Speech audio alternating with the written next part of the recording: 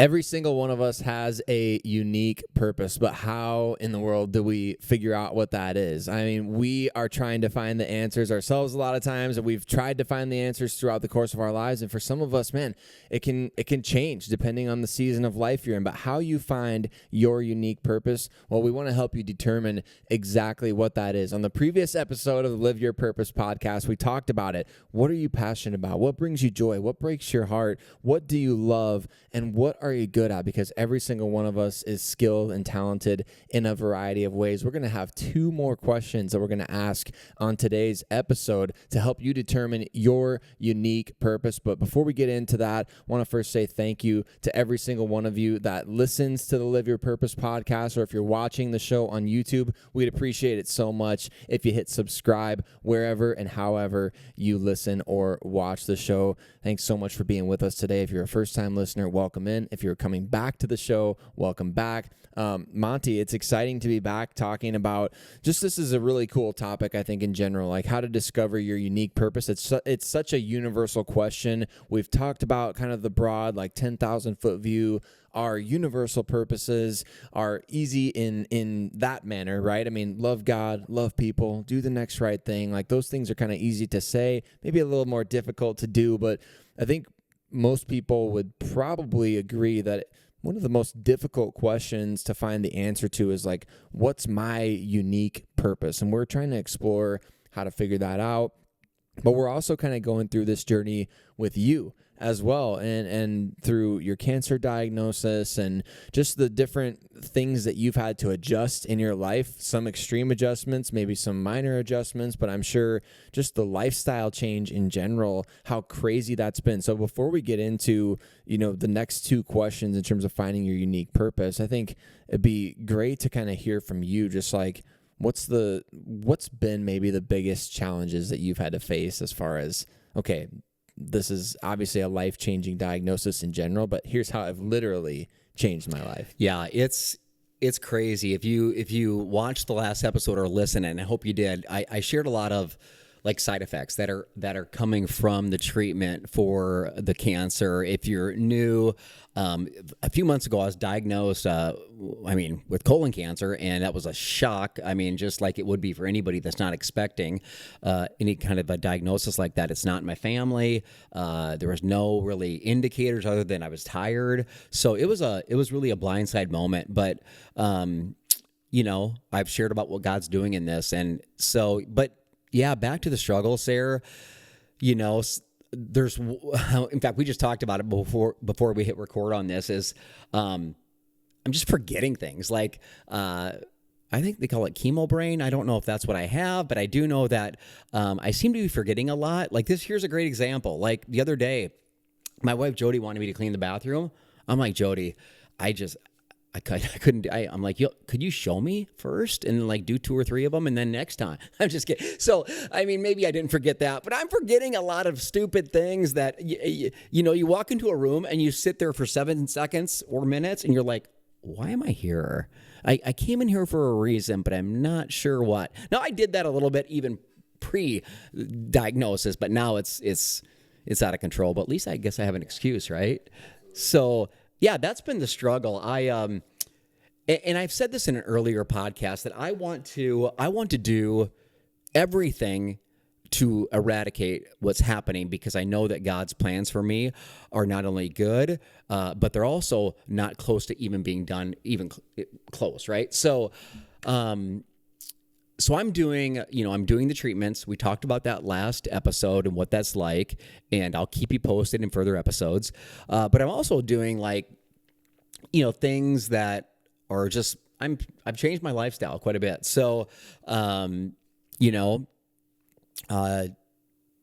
see, here's one of those moments where you forget What things. are we doing again? Where are we? So a couple things I've been doing. Number one is juicing. And I talked about this a little bit, but I wasn't specific. And I want to show you, we'll put it up for those of you watching, but for those of you that are maybe listening, Spotify, Apple, whatever the case is, I'll tell you what the others are looking at. It's a cutting board with all the ingredients that I pretty much juice every day. And man, those are some Bugs Bunny carrots. I mean, these aren't the when you buy organic, you're going to get some weird stuff. I mean, they got this. I mean, there's grass coming out the side. It's legit. These carrots are huge, but there's probably about 1, 2, 3, probably, I don't know, 12, 15 huge carrots, 4 Granny Smith apples, 2 lemons, 2 pears, 2 stalks, like big stalks of celery. I try to buy organic whenever I can. Sometimes you can't, but if you can, I try to, because I think that's what you're supposed to do, is what they tell me. So it's a lot of fruit and vegetables on this cutting board that I'm looking at. And if you're looking, you can see the same thing. And what that turns into is about a half gallon of juice that I drink every day. It's not bad. I try to shake up the ingredients a little bit to give me some variety, but it tastes decent. And so that's something that I'm doing. Eating a lot of spinach, eating a lot of tree nuts, I think they call them, pistachios, almonds. Pistachios and almonds, those are the 2 main ones. So that's just a lot of, no fast food, no more Coca-Cola. That hurts to even say.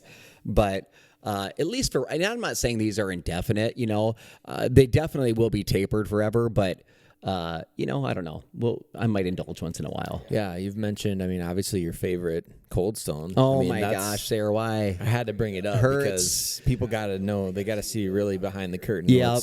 The Mud Pie Mojo is the ticket at Cold Stone, and what you do is you substitute the Oreos and put brownie instead. Anyway, that's the go-to, and yeah, that could have been what caused the cancer. I don't even know, but it was, it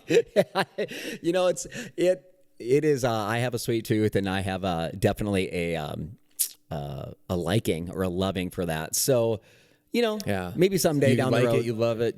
What's the gotta have it? Gotta have it, Sarah. Yeah, that's one of the gotta have it. Yeah, it is. Yeah.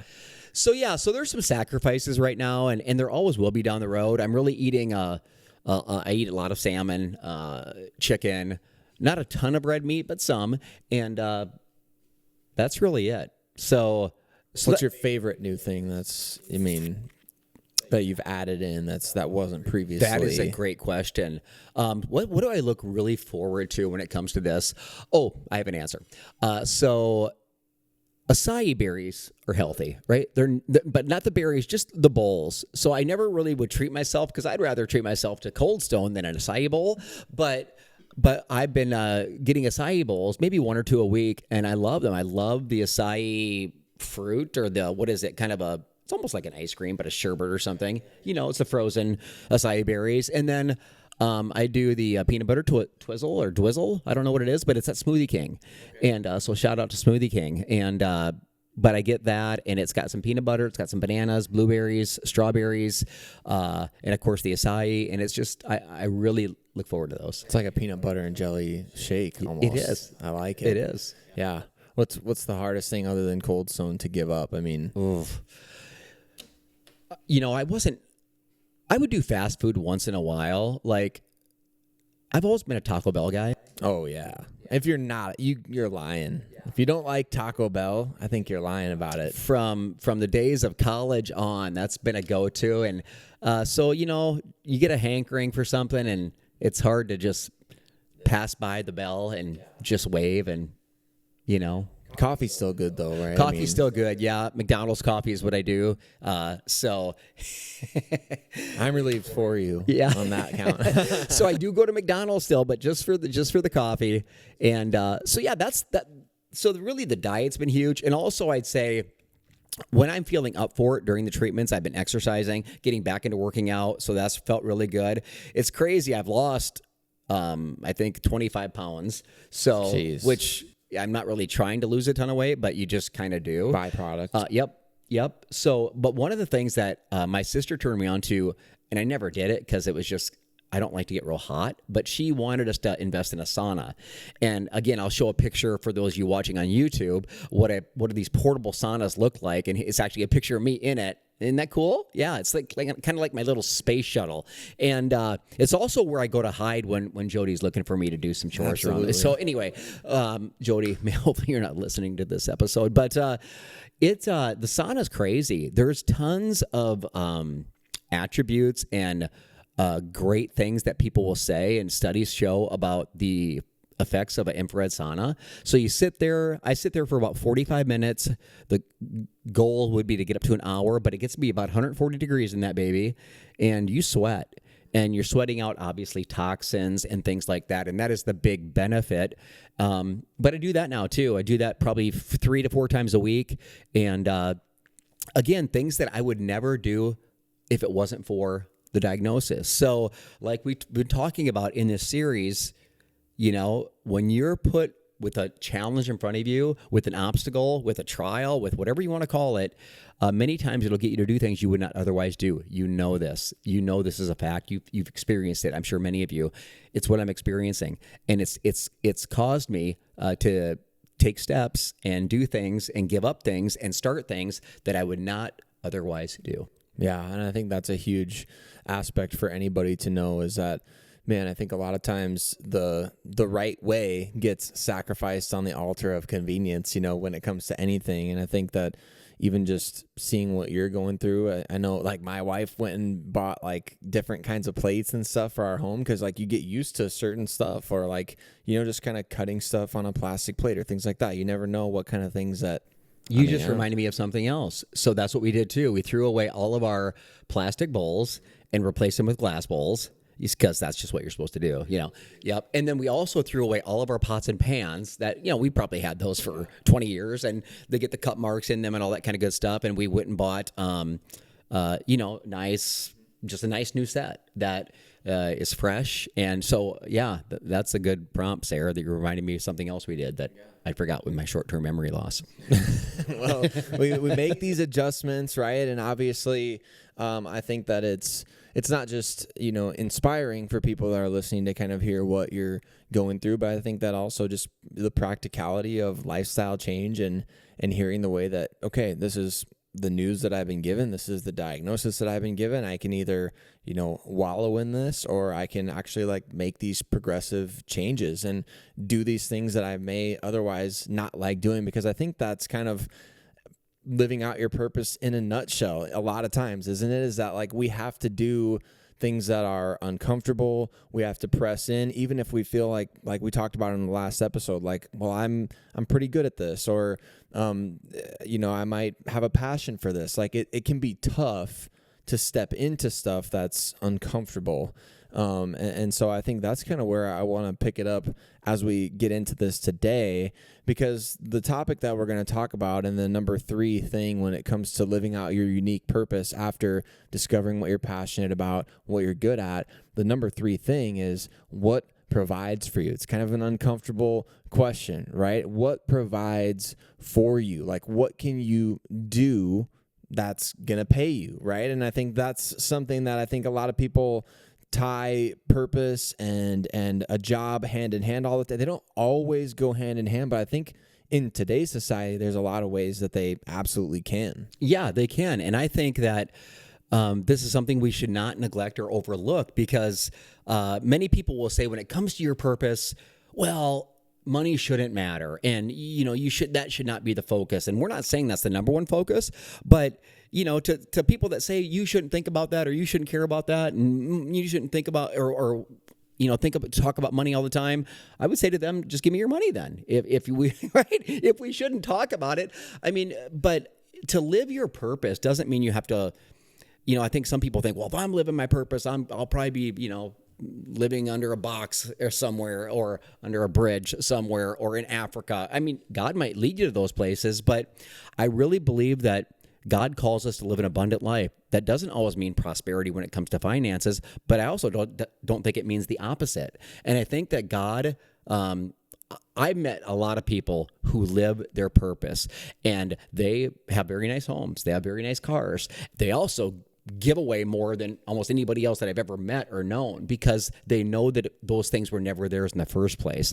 I think that is critical to understand. But But why would you not want to find your purpose that provides for you and provides for your family? See, I think God's that good. I think he's that he doesn't want you just to do what you're dialed in to do, to not just do what you enjoy or what you're good at, but I also think that he wants to add in, hey, how can this provide a living for you and your family? So I even have, if you're cool with this, I even have like things that I put down here. These are keys for you to like think about or even contemplate about when it comes to making an earning or a living when it comes to your passion. First of all, you need to be operating in your passion or calling. The number one thing is, what are you passionate about? If you're seeking that and you're in that, well, there's a good chance you'll stay in that even when you're not earning, and fight through the hard times, fight through the battle, fight through the beginning stages to get to a place where you are earning. Any of you that have started a startup business, entrepreneurs, anybody that's done that, you know that the beginning stages are never normally easy. But if you're passionate about it, you stay with it and you keep going. So that's one of the things that I put down. The other thing I want to tell you is that I think that when you find your passion, keep growing and learning in it. Like I've read this or heard this where if you work an hour a week on what you're good at, say it's speaking, say it's singing, say it's sewing, say it's selling, whatever it is, if you spend an additional hour a week just honing that, like you rise to the top small percentage of people that really make an impact, really provide for themselves and their family because they know what they're wired for, and now they're making themselves even better. So I love that. So are you operating within your passion? That goes back to question one. Are you learning and growing in that craft or in that field all the time? And the other thing is I want to add is this. Where is the demand high? We were kind of joking before. Again, we hit record about different things that we've done or we've seen others do. And where the demand is high, that's where you want to maybe be. And like for me, it's kind of easy, Sarah, because the demand for Jesus is always high because we're always jacking our lives up. At least I know I am. So the demand is there. And so for me, let me tell you where I land in this. I'm a communicator. So that's one thing that I do that I try to get better at all the time. So I take classes, I read about it, I learn about it. So I'm wired towards that. I like to think I have humor. Sometimes it's off color. But that's just the enemy attacking me. So so for me, it's communicating, it's humor, it's Jesus. These are things that I'm very, very passionate about that I want to continually hone and get better on because I think that God wants to use those even to a greater capacity to help others. So, that's kind of a framework. Yeah, I think that it's crazy in today's day and age, like how many niche areas you can make careers out of. We were kind of joking about it before, but and I'm slightly ashamed to admit this, okay, but I go down the YouTube rabbit hole a little bit, all right? So I love like sneakers. I love kind of finding out like what's the new sneakers that are coming out. What do they look like? What do they feel like on foot? Like what's the material that they're made out of? Like, do I actually want to invest in these things? And the YouTube rabbit hole has taken me from sneakers to other areas of fashion, like, shirts and pants and hats and things like that. And then it takes you down the other rabbit hole that's like, now there's this guy that tells you, hey, here's the top 10 things at Costco in the month of November. Sarah, you have an addiction, don't you? Is that what I'm hearing? I'm just saying. I'm hearing a confession coming. It could be form of confession. You could say How that. How many pair of shoes do we think you have? 60 plus. I've answered this question many times. He answered that before I even had it out of my mouth. 60 plus? Yeah, 60 plus. Probably. That's a low ball guess. That's my thing. But you know what? Some of you out there, like you're hunters or, you play some other sports. Golf. You got your kids. You're spending golf. millions on golf, the most expensive sport in the world. Exactly. So what I'm saying is that there's these niche things that like these people who are creators on YouTube, or what a lot of people would call them like influencers, they're really just finding a niche in something that they're passionate about. Like this guy's passionate about, sneakers. So he starts creating videos, and there's so much that goes into that. That's, like you said, it's communicating, it's video editing, it's finding what's interesting to people, it's, manipulating or, finding the strength in the YouTube algorithm. It's determining what's interesting to people because it's interesting to you as well. Like, there's so many avenues that I think you can go down when it comes to operating within a passion and calling. So don't diminish whatever it is that you're passionate about, whether it's sneakers or Jesus or both, because there's even a channel for that. It's called Preachers and Sneakers, right? So I think that's just, it's crazy to me that these things that we love so much can become careers. It's wild. Now more than ever. Yeah. You said it, Sarah. In the day and age we live in now more than ever, with the social channels, with what we have access to, there is more startups and more opportunities than ever before. So think big, dream big, ask yourself, follow these questions. This one is what provides for you, and really look at the steps that we've talked about here, because God wants us to have an abundant life, and he wants to provide for us. He is our provider, and I think he wants us to use our gifts and talents and put us in where that happens. That's a win-win. Yeah, it is. I mean, I think it's like you said too earlier, don't be afraid of the small beginnings when it comes to this either, because like I never dreamed that I could possibly make a career out of like talking about football. In fact, like I used to write like mock drafts, if anybody knows what those are, on pieces of paper during school. Like I'd bring my magazines, like football magazines with all the draft prospects that are coming from college football to the NFL. And I'd write down, okay, this team's picking first overall, they're going to pick this player. And this team's picking second overall, they're going to take this player. And I remember this one kid, he looked over my shoulder one time. He saw me making one. He's like, "Are you making a mock draft?" And I was like, "Yeah, I am." He's like, "Who would ever want to read what you have to say about football?"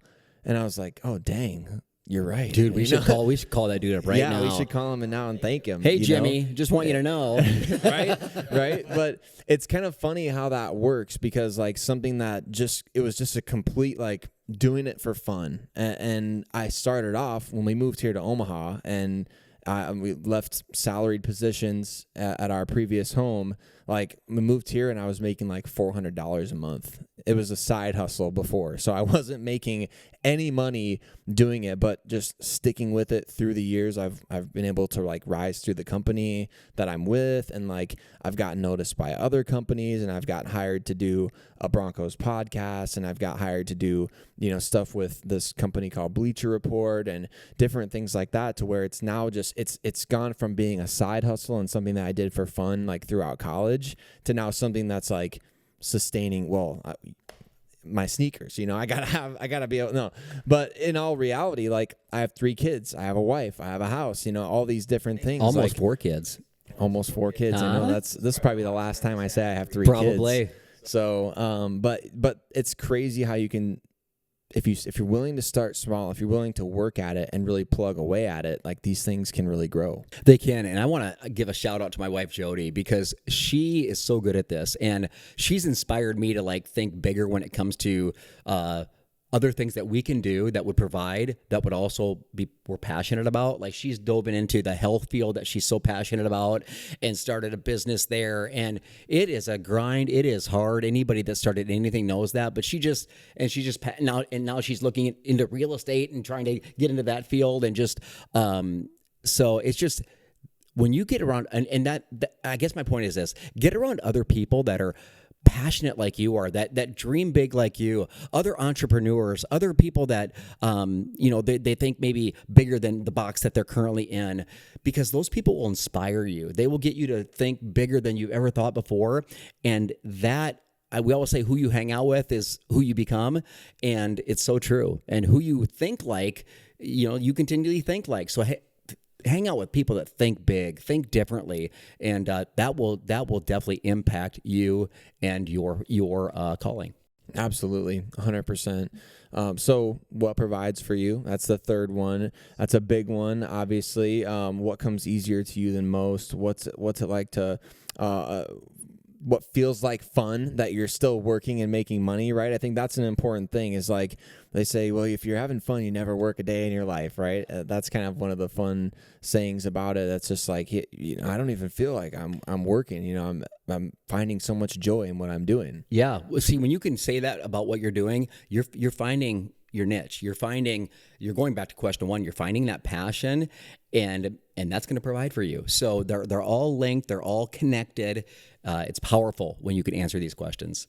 And I think the last one is the most powerful in terms of just, obviously it's huge to find out what you're passionate about. It's huge to kind of acknowledge what you're good at. It can be freeing even to acknowledge like what you're good at, to find something that you're good at that also provides for you, that brings you joy. But number 4, what meets a significant need in the world? What meets a significant need in the world? Because ultimately, that's the thing. We're talking about living purpose, right? And we've talked about the overarching, like, well, loving God, loving people, making an eternal difference, all of those sorts of things. But what you do can meet a significant need in the world. It's even more than kind of just like, okay, supply and demand. There's a demand for this. I have a niche for it or an interest for it. Like I can meet the demand there, but meeting a significant need in the world is maybe the biggest aspect of this whole finding your unique purpose. I agree with you 100%. I believe it is. We said a while back in a prior episode, we talked about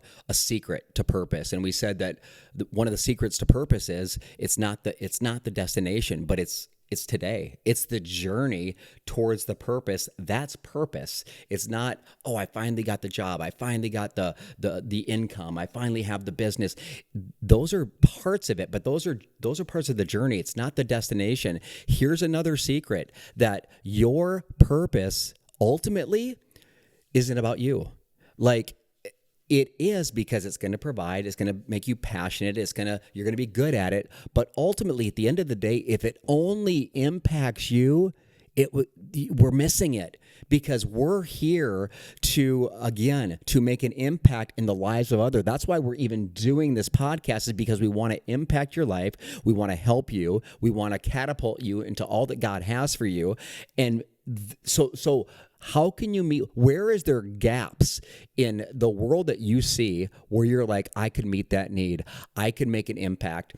I shared some books last episode, and one of them that I brought for this one, when I read The Hole in Our Gospel, it's a book, I probably read it 10, 12 years ago, by Richard Stearns. And this book talked about meeting a significant need. The premise was all the kids that live in third world countries that are starving and dying daily. Thousands die every day that it can't even eat or drink water that is even clean. And I remember reading the book, and there was a few things. I had a holy discontent, right? So I had a burden. Back to the number one, or the first question, what are you burdened about?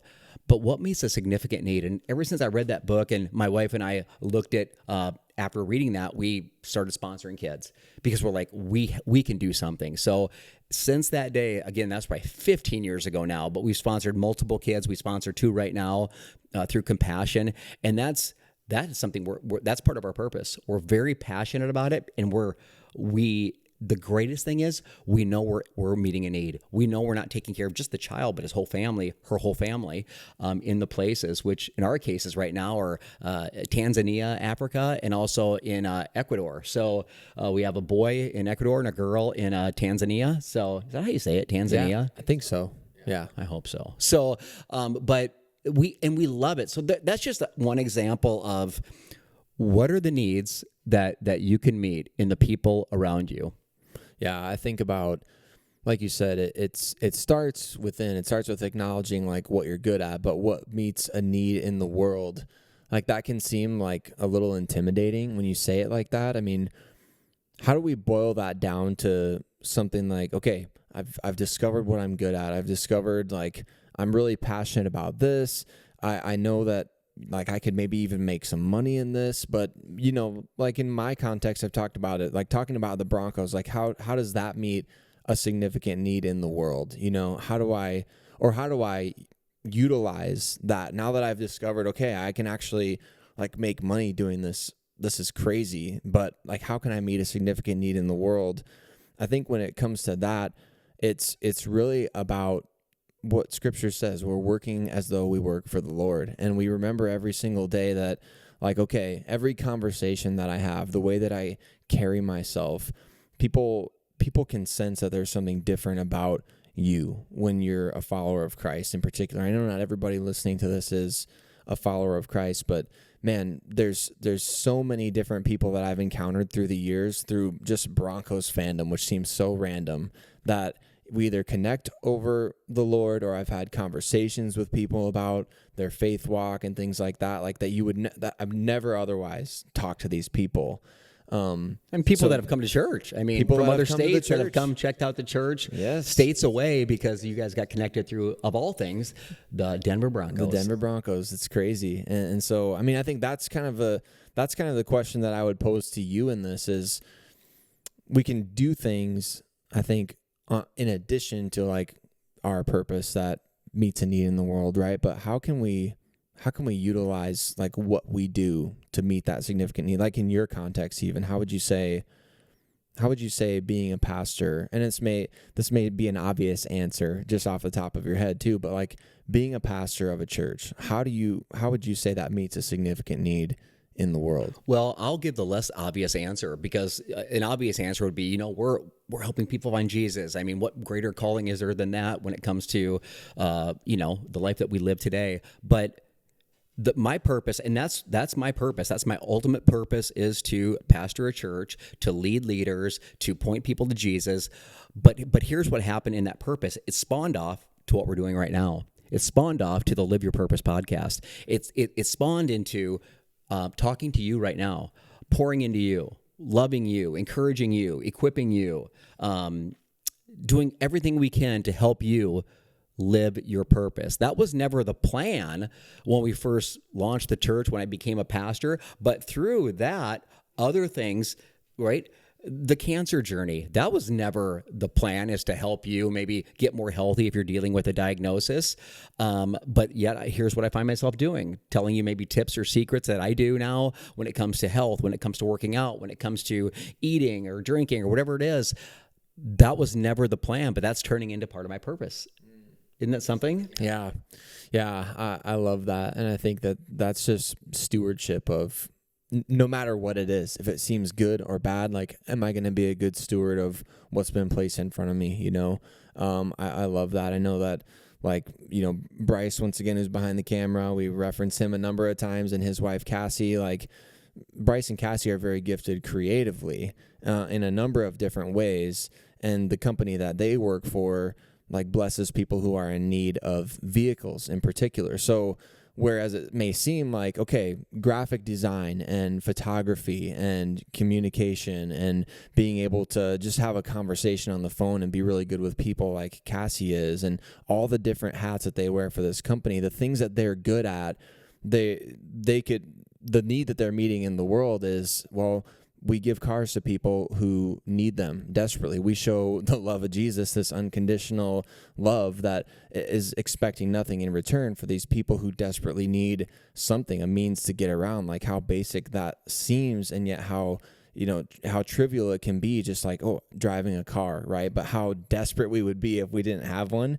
The need that they're meeting through the gifts that they've been given, it's just like, I think a lot of times we don't connect those dots because, well, we don't want to either give ourselves too much credit, or, well, we don't necessarily work for the nonprofit company. But I just think that the point that I'm trying to make is essentially that no matter what you do, it doesn't define who you are, right? I mean, I do writing, I do podcasts, you preach the word, and you do so many different things, and Bryce and Cassie do their different things, and you listening, you do your different things. Like, that aspect of who you are, like, your talent doesn't define who you are. It's the people that you impact. It's that outward focus that really defines your purpose. That's why I think this is, like you said it, Sarah, this is the biggest one, making a significant need in the life of others. And here's what I know about you, even if I don't know you, listeners, watchers, you want to make an impact in not only in your life, but you want to impact the lives of others. You know what it feels like when you do. You know what it feels like when you bless somebody. You know what it feels like when you give a gift on Christmas and you see the eyes of the child or the person that opens the gift and the joy on their face. See, this is what it's about. It's about loving others in that way. And it is such an amazing thing when you're in that element. That's what we want for you. So I'll finish how I started. Every living thing has a purpose. And since I'm a pastor, I'll go the lens of spirituality. The devil has a purpose. Jesus has a purpose. They're both talked about in John 10:10. It says the thief's purpose is to steal, kill, and destroy. That's what he wants to do in your life. And then it says this. Jesus is speaking. My purpose is to give them a rich and satisfying life. In other words, life abundantly, life to the full. And my encouragement to you is if you don't feel like you're living that life or you don't feel like you're living that purpose, it can change. It can change today. And I'll close with this. You're one idea, one risk, one decision away from a totally different life. It's going to be difficult. It's going to be hard. It's going to take a risk. It may be the hardest thing you've ever done in your life, the scariest risk you've ever taken. But if your dream doesn't scare you, it's too small. God has created you for more. And my prayer for you over this episode and even the last one that's connected to it is that you lean into these questions, that you will answer these questions, and that it will catapult you to the next step of all that God has for you. I love it. It's so good. It's so good. So obviously determining what you're good at, what you're passionate about, what brings you joy, your talents, your gifts, the things that maybe break your heart as well can factor into that. Where can you maybe utilize those areas of your life to make money, to make it a vocation, right? But then also what meets a significant need in the world. Those are the 4 ways that you can find your unique purpose, within love God, love people, do the next right thing, disciple, baptize in the name of the Father, Son, and the Holy Spirit, all those sorts of things that we're called to do scripturally, all of us. How can you find your place within all this? And if you're lost in that, or if you're maybe nervous about that, or you get anxiety over that, or you constantly are up at night worrying about, man, I just don't feel like I really fit in anywhere. Just know that neither of us here, we've not arrived or something like that. I mean, we're not trying to say that we've got it all figured out. We're in this journey together, and man, it is tough. It's tough. Even when you feel like you have it defined a lot of times, because then the enemy that tries to steal, kill, and destroy will convince you like you're not good enough at that. You're not talented enough to do that. There's going to be always somebody better than you. Or like in my line of work, you get people calling you out for, this, that, and the other, or saying the wrong thing or doing the wrong thing. And it can be easy to become distracted from your unique purpose as well. So it's not just a matter of finding it, it's a matter of staying in it, like you said, and dreaming big and believing that, man, it's not being overly cocky or overly confident or things like that, but it's about being assured that you are where you're meant to be. Yeah. I appreciate that word, Sarah. Discipline is a huge thing when it comes to purpose.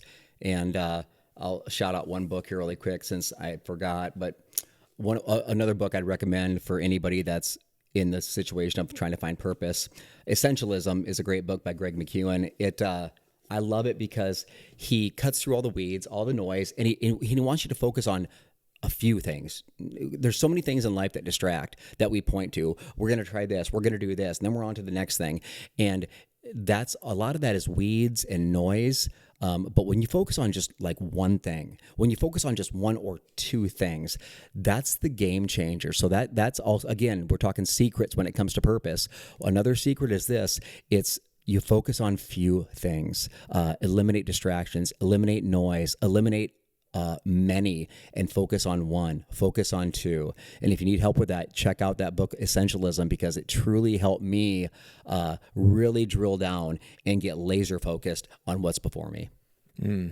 It's so important. It's so important to stay disciplined. It's so important to remember and not get discouraged by the process of purpose too, right? It can be so discouraging to think, all right, I'm going to put together the list of things that I'm good at, my talents, my gifts, all those sorts of things, what I'm passionate about. And then overnight we expect it to just kind of happen, to just kind of fall into place. But don't be discouraged by the process, because these things take time, and oftentimes we overestimate what we can do in a short amount of time, and we underestimate what we can do in a long period of time. That compound effect of just day after day of making those deposits is so important to not only discovering your purpose, but really living it out, because it is a grind. It is day by day, and you'll look back after you get from point A to point B, which is not the end of the destination, but you'll look back at point A from point B and you'll be like, dang, like all that happened in between. Like, I can't believe that all took place. And yet in the midst of it, between A to B, you're like, is this ever going to happen? Like, am I ever going to see breakthrough? Am I ever going to be able to like finally, achieve this certain status? And then you get to the thing and it's like, wait a second, now I'm, dreaming bigger. Don't give up. Yeah. Don't give up. Exactly. Love it. Well, thank you all so much for joining us for this episode of the show. I don't have a tease for you for the next episode, but I know it's going to be good. We don't know exactly what we're going to be chatting about on the next episode just yet, but we're going to be talking definitely about some purpose. health updates. I'll give that Health for sure, updates. because I'm still going to be in that journey. So I'll give those for sure. But the purpose journey continues, and boy, stay tuned. Stay tuned. We appreciate y'all so much. Like, subscribe, share the show, share the podcast if you haven't already done so, but we appreciate you so much. We'll see y'all on the next one.